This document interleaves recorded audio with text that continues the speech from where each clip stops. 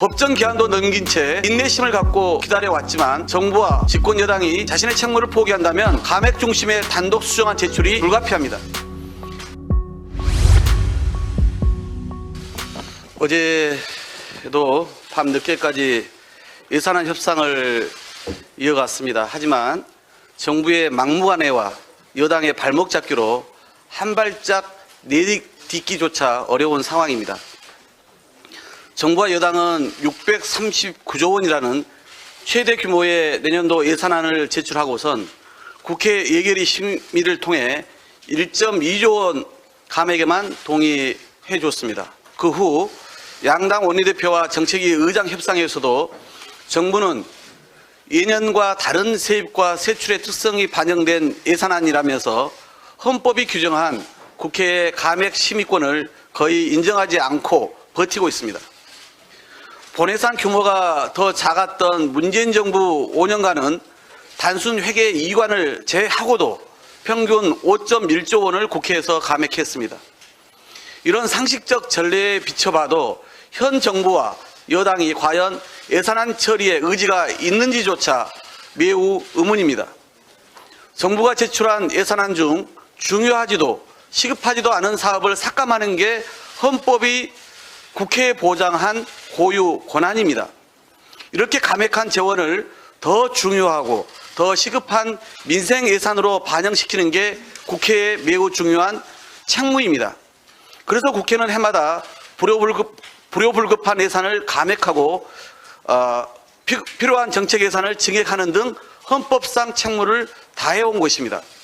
하지만 윤석열 정부와 국민의힘은 복합 경제 위기가 무색할 정도로 민생 예산 확충에는 관심이 없고 국가 예산안 심의만 방해하고 있습니다.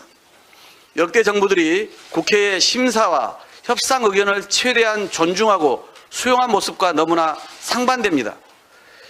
여당도 정권이 바뀌었다고 입법부 임을 망각하고 행정부와 일심동체가 되어 국회의 책무를 스스로 져버리고 있습니다.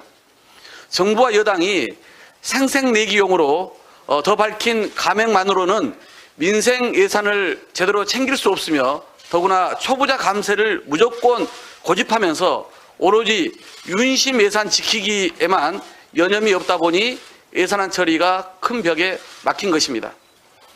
대한민국 한 해 살림살이를 윤석열 정권의 사적 가계부쯤으로 여기는 것입니까? 예산안 처리를 위해 여당이 야당을 조르고 쫓아다녀도 모자랄 판에 불효불급 예산 감액부터 서민 민생 예산 대폭 증액까지 무조건 반대만 하면 대체 손은 누가 키웁니까?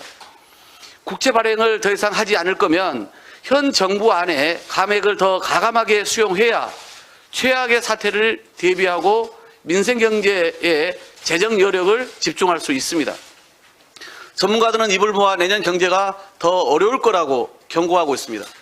당연히 불필요한 대통령실 이전 비용 등 낭비성 예산, 위법적 시행령에 근거한 예산은 대폭 삭감해야 합니다.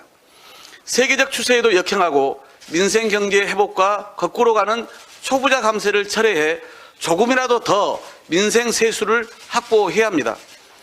예년보다 대폭 편성된 예비비와 각종 기금, 기타 예산 등 감액 여력도 충분합니다. 민주당은 정부 안에 초부자 감세 저지와 불효불급한 예산을 과감히 감액해서 확보된 재정으로 시급한 7대 민생 예산을 책임지겠습니다. 우리 당은 확보된 민생 예산으로 첫째, 함께 산다는 이유로 감액되는 기초연금 부부 합산제를 폐지하겠습니다. 둘째, 고금리 시대에 저소득층, 저신용자 등 서민 금융 회복을 지원하겠습니다. 셋째, 어르신, 청년, 장애인처럼 사회적 약자 지원 예산은 더 두텁게 확보하겠습니다.